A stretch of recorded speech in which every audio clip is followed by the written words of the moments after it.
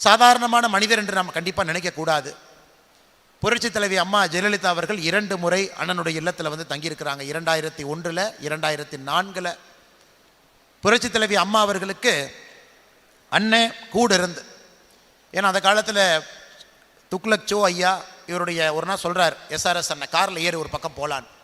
எங்கே போகின்றோம் என்று தெரியாமல் காரில் ஏறி உட்கார்றாங்க. நேராக வண்டியை போயஸ் கார்டனுக்கு விடுறார். 1996.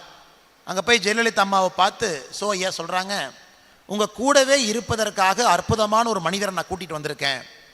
உங்களுக்கு எந்த விதமான அறிக்கையாக இருந்தாலும் இவர் எழுதி கொடுப்பாரு, எந்த பிரச்சனையாக இருந்தாலும் ஆற்றலோடு உங்களுக்கு அறிவுரை சொல்லி அந்த அறிக்கையாக வரும்னு சொல்லி அன்னைக்கு ஜெயலலிதா அம்மாவுடைய கையில் ஒப்படைக்கிறாங்க. 1996.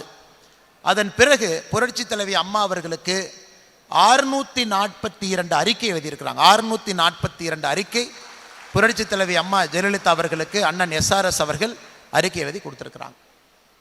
புரட்சி தலைவர் அவர்களுக்கும் மிக நெருங்கி பழகக்கூடிய வாய்ப்பு பல இடத்துல அவங்களுக்கு கிடைக்குது.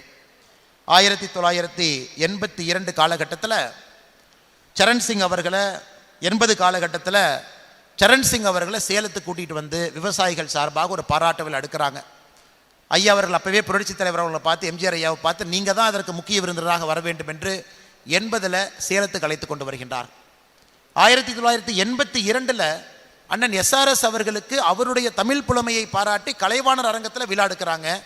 அந்த விழாவினுடைய சிறப்பு விருந்தினர் இன்னைக்கு நம்முடைய சாமி வந்திருக்கிற மாதிரி அன்னைக்கு அந்த விழாவினுடைய சிறப்பு விருந்தினர் 1982 புரட்சி தலைவர் டாக்டர் எம்ஜிஆர் அவர்கள். அன்னைக்கு 1982 இவருக்காக பாராட்டி எடுக்கப்பட்ட விழாவினுடைய சிறப்பு விருந்தினராக வந்திருக்கிறாங்க. எதற்காக இதெல்லாம் நான் சொல்கிறேன்னாங்க, ஒரு முழுமையாக நம்பியிருக்கக்கூடிய குடம் தன்னுடைய பெருமையை பேசவில்லை என்றாலும் கூட பக்கத்தில் இருக்கிறவங்க அவங்களுடைய பெருமையை பேச வேண்டிய கட்டாயம் இந்த காலத்தில் நமக்கு இருக்குது, கலிகாலத்தில்.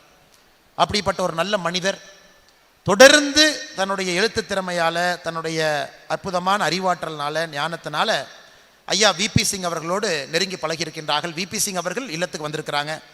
ஐயா மொராஜி தேசாய் அவர்களோடு நெருங்கி பழகியிருக்கிறாங்க. மொராஜி தேசாய் அவர்கள் வீட்டுக்கு வந்திருக்கிறாங்க. ஐயா சந்திரசேகர் அவர்களோடு நெருங்கி பழகியிருக்கின்றார்கள். ஐயா சந்திரசேகர் அவர்கள் நெருங்கி வந்திருக்கிறாங்க. இவங்கெல்லாம் சாதாரண மனிதர்கள் இல்லைங்க. 1970 90 வரை இந்தியாவுடைய அரசியல் எப்படி செல்ல வேண்டும் என்று தீர்மானித்த எல்லா மனிதர்களும் கூட இவங்களுடைய இதுக்கு வந்திருக்கிறாங்க.